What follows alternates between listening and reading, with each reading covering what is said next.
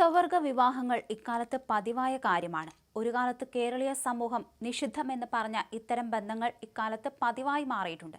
പരസ്പരം വിവാഹം കഴിച്ച പുരുഷന്മാരും സ്ത്രീകളും കേരളത്തിലുണ്ട്.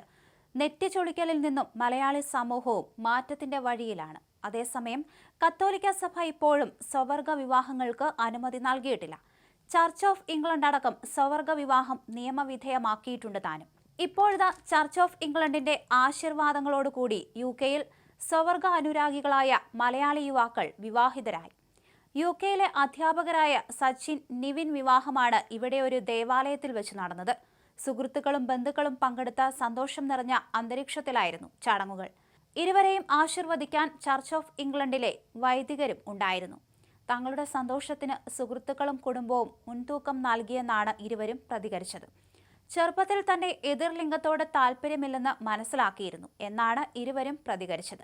വിവാഹത്തിലേക്ക് എത്തുന്ന ഘട്ടം എളുപ്പമായിരുന്നില്ലെന്ന് ഇവർ ചൂണ്ടിക്കാണിക്കുകയും ചെയ്തു. തങ്ങളുടെ ലൈംഗിക അഭിരുചികൾ നേരത്തെ മനസ്സിലാക്കിയതുകൊണ്ട് തന്നെ മറ്റൊരു പെൺകുട്ടിയുടെ ജീവിതം തകർക്കാൻ താല്പര്യമില്ലാത്തതുകൊണ്ടാണ് ഈ വഴി തെരഞ്ഞെടുത്തതെന്ന് ഇരുവരും പറഞ്ഞു. ഈ ഘട്ടത്തിലേക്ക് എത്തിയത് വളരെ പണിപ്പെട്ടാണ്. ആത്മഹത്യാ ചിന്തകൾ പോലും അലട്ടിയിരുന്നുവെന്നും അതിനെയെല്ലാം അതിജീവിക്കാൻ സാധിച്ചുവെന്നും ഇവർ പറയുന്നുണ്ട്. അടുത്ത കാലത്തായി കേരളീയ സമൂഹത്തിന്റെ ചിന്താഗതിയിൽ മാറ്റം വന്നിട്ടുണ്ട്. കാതൽ സിനിമയിൽ മമ്മൂട്ടി ചെയ്ത കഥാപാത്രം സമൂഹം സ്വീകരിച്ചു. സിനിമയിൽ മമ്മൂട്ടിയുടെ കൂടെ നിൽക്കാൻ ആളുകൾ തയ്യാറുണ്ട്. എന്നാൽ റിയൽ ലൈഫിലെ കഥ വ്യത്യസ്തമാണെന്നും ഇരുവരും ചൂണ്ടിക്കാണിക്കുന്നു. സമൂഹത്തിൽ പല അഭിരുചികളുള്ള ആളുകളുണ്ട്. ഇത് മനസ്സിലാക്കുക എന്നതാണ് പ്രധാനം. പള്ളികളടക്കം പലപ്പോഴും ഇത്തരം ബന്ധത്തെ അനുകൂലിക്കാറില്ല.